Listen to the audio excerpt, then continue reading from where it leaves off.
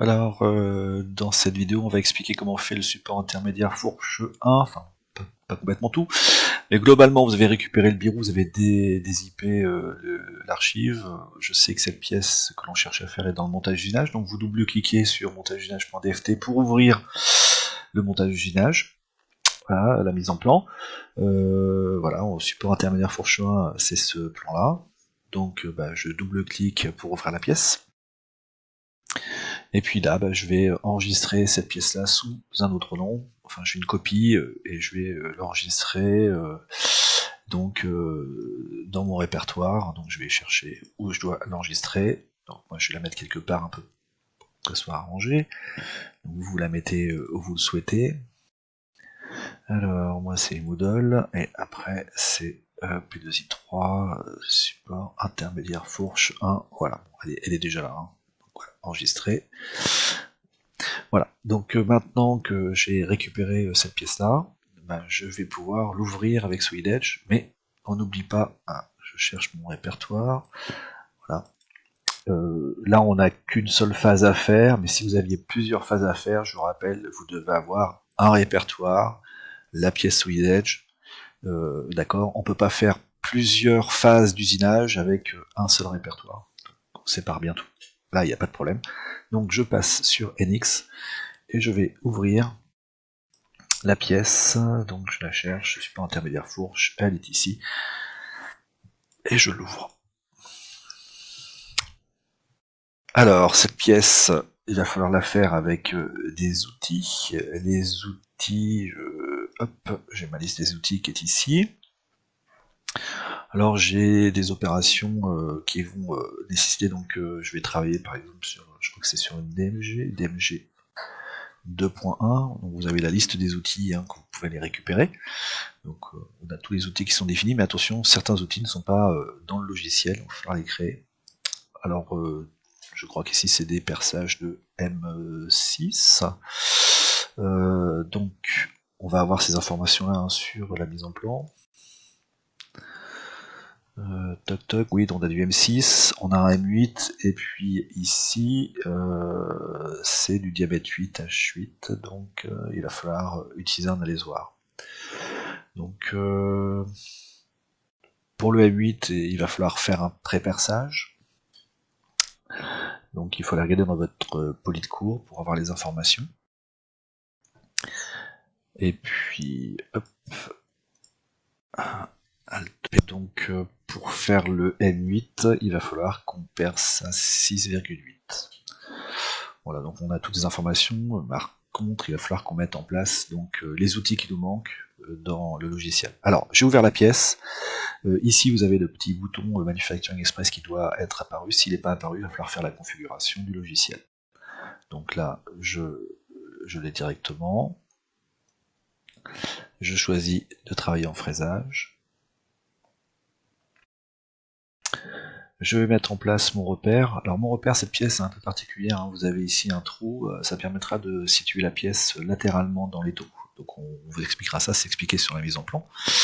Donc moi je vais mettre un point qui est connu. Donc théoriquement, je vais mettre la pièce ici, sur ce coin-là, l'origine.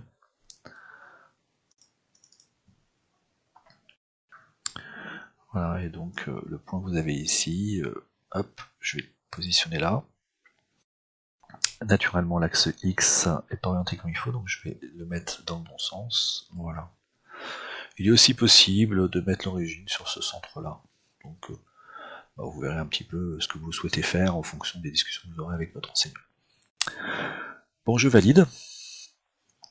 Donc, mon origine est bien placée, et je sais que je dois usiner cette pièce-là. Donc, je lui indique. Voilà. Alors, pour faire la M6, j'ai tous les outils qui sont nécessaires. Par contre, pour le centre là, j'ai pas ce qu'il me faut. Donc, il va falloir que je mette en place les outils qui m'intéressent.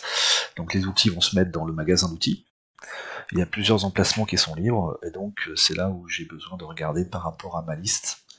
Et donc, on va par exemple, vous voyez, en 17, on a un forêt de 7,5, et en 18, un alésoir de 8. En 19, un tarot de M10 x 5.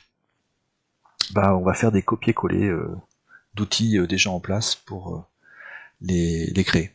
Donc je sais qu'à l'emplacement par exemple, oui, à l'emplacement 5, j'ai un forêt, donc je vais faire avec le bouton droit, je vais faire un copier, et je vais coller le forêt à l'emplacement 17, donc je vais le coller, je clique dans l'emplacement 17 et je colle dans, voilà.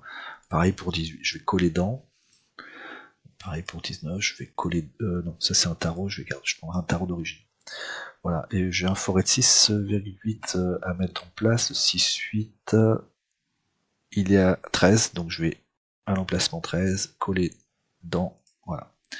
Alors ça, je sais que c'est un forêt de 6,8, donc je vais faire renommer, et ici je vais l'appeler 6.8, et si je double-clique sur forêt, je vais ouvrir la page des outils, et le diamètre d'un forêt de 6,8, c'est 6,8. Donc je change cette information-là. Je sais qu'à l'emplacement 17, sauf erreur, je vais mettre ça à côté. À l'emplacement 17, j'ai un forêt de 7,5, donc à l'emplacement 17, je renomme et j'appelle ça 7,5. Je double-clique pour mettre à jour le diamètre réel. Ensuite, à l'emplacement 18, j'ai un alésoir. Donc là, je vais renommer, je vais mettre alésoir D8. Par contre, alésoir de 8, effectivement, je vais changer le diamètre, mais il faut aussi changer l'angle de pointe. Il faut passer à un angle de pointe de 180 degrés puisque c'est plat. Voilà.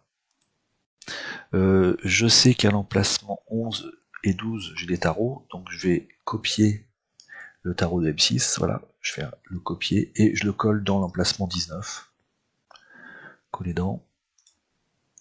Voilà, et je vais renommer, donc c'est un 8, et c'est un pas de 1,25, sauf erreur. Donc M8 x 25, c'est le pas qu'on indique derrière, ça nous évite de ne pas l'oublier, et donc je double-clique dans ce tarot et je change 8 pour le diamètre, et le pas est indiqué ici, 1,25. Voilà. Je valide.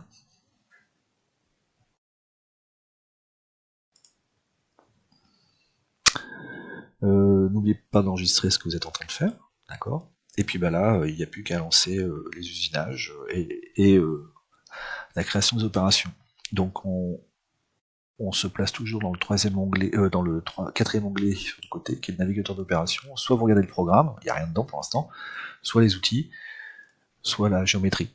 Donc, qu'est-ce qu'on doit usiner? On sait qu'on usine cette pièce-là, la machine a automatiquement créé un brut qui correspond à la pièce, et donc là je vais créer des opérations. La première opération que je vais créer, donc je vais créer par exemple les pointages de tous les trous.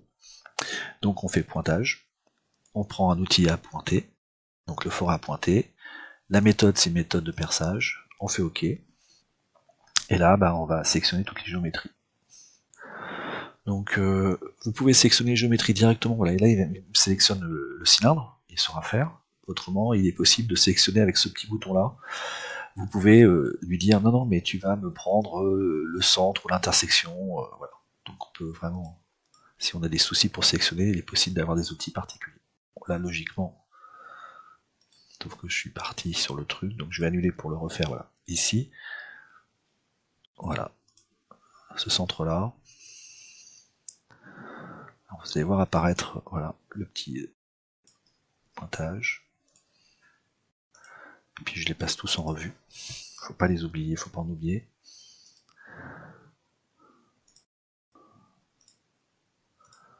Voilà, une fois que j'ai tout sélectionné, il va pointer tous ces outils-là, tous ces trous-là.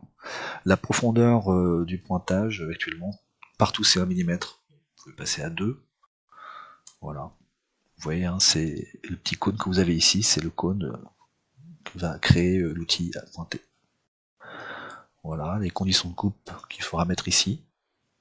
Moi, je vais laisser les conditions de coupe par défaut, vous aurez à mettre ça à jour. Voilà, et on voit toutes les opérations qu'il cherche à faire. Parfait. C'est tout bon. On continue par maintenant tous ces trous là, c'est des UM6, donc il faut percer. Pour faire du M6, il va falloir percer à 5. Donc on veut faire un trou de 6, on doit percer avec un diamètre de 5. Le forêt de 5, je l'ai déjà en place, donc je vais créer une opération. Cette fois-ci, c'est une opération de perçage. Pour faire cette opération de perçage, j'ai besoin d'un forêt de diamètre 5, il est là. Et puis, je valide. Je choisis avec cette icône quels sont les trous que je dois percer. Donc je dois percer celui-là, celui-là, celui-là, celui-là. Hop, hop. Et voilà. Alors ici j'ai des trous un petit peu plus gros, donc je vais les ébaucher ces trous-là. Potentiellement avec ce forêt de 5, c'est une possibilité, on n'est pas obligé. Donc on peut percer directement à 7-8, mais si vous aviez un trou beaucoup plus gros, vous pourriez très bien ébaucher ces trous. Ça peut être intéressant d'utiliser cette opération pour le faire. Là il n'y a pas besoin, donc je vais laisser comme ça. Automatiquement, on sait que la pièce a été détectée comme étant c'est un trou débouchant. Vous avez ici une profondeur, hein, et vous avez un seul trou qui est sélectionné, mais vous pouvez sélectionner tous les trous. Vous remontez, vous cliquez sur Shift majuscule et vous cliquez sur le premier, et voilà, c'est tous les trous qu'il veut faire. Et il a détecté une profondeur de 20, mais vous pourriez changer la profondeur avec défini par l'utilisateur et vous mettez une valeur qui vous intéresse. Donc là c'est 20, je pourrais très bien mettre 21. Voilà, tous les trous changent de profondeur. Donc là je vais valider, je vais faire OK. Naturellement, il faut mettre en place les conditions de coupe, donc c'est de l'aluminium, 40 ici. Ici, vous savez que vous pouvez directement écrire 5 divisé par 80, c'est le calcul, voilà, et ça vous calculez les valeurs directement. Voilà, hop, je génère le code, c'est bon. Maintenant, il me reste à faire le taraudage. Alors pour faire le taraudage, on va créer une opération de taraudage, c'est ici, toujours dans 1000 planar GCP, hein, le modèle. Un tarot M6, qui a un pas de 1. Qu'est-ce que je dois tarauder? Eh ben, je dois tarauder ces différents trous, il va vous détecter automatiquement les longueurs de taraudage.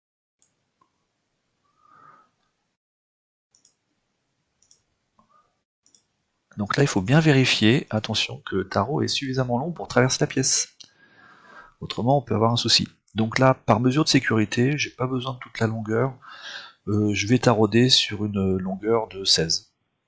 Donc, vous voyez, j'ai un seul trou qui est sélectionné, je remonte tout en haut pour sélectionner tous les trous, Shift, je clique, tous sont sélectionnés, et là, je vais imposer une profondeur de filetage de 16, on devrait voir tous les trous qui changent, voilà. Donc là, on peut laisser 20 si votre outil est suffisamment long, mais il faut vérifier sur la machine, donc il faudra vérifier que l'enseignant qui est présent vérifie ça pour vous. Condition de coupe, non, condition de coupe c'est ici, à mettre à jour, donc là je vais laisser, je vais mettre 10, et là on met le pas c'est 1, et je génère le code. Voilà. Ah, attention, quand j'ai généré, je vois que rien n'a été créé, il y a des primitives. Pourquoi? Parce qu'en fait, dans le logiciel, le tarot qu'on a, il est peut-être pas assez profond justement, donc il a détecté une erreur. Donc soit il faut que j'aille changer l'outil, bon en fait là je vais lui demander de changer le contrôle collision outil pièce, voilà, et c'était bien ça, mon outil est défini avec une longueur de taraudage trop petite. Bon, là il a géré le truc, c'est bon. Ensuite, une fois que j'ai fait ça, il va falloir que je m'occupe de l'alésage et de ce taraudage-là. Alors attention, pour l'alésage, on a une petite modif, donc je vais essayer de le faire, c'est que quand je vais créer mon opération ici de perçage, il faut, donc c'est avec un forêt de 7,5, voilà, donc j'ai deux trous de 7,5 à faire. Premier trou, deuxième trou. Alors là, j'ai bien débouché sur la pièce, j'en ai pas de souci. Condition de coupe hein, que vous devez mettre à jour, hein, 40. Hop, je vais laisser la valeur de 150 par défaut. Voilà. Mais après, vous allez devoir faire la même chose avec l'alésage. Donc, attention, il y a une petite modification, je vais vous expliquer ça dans la suite de la vidéo. Voilà, donc à tout de suite pour la suite.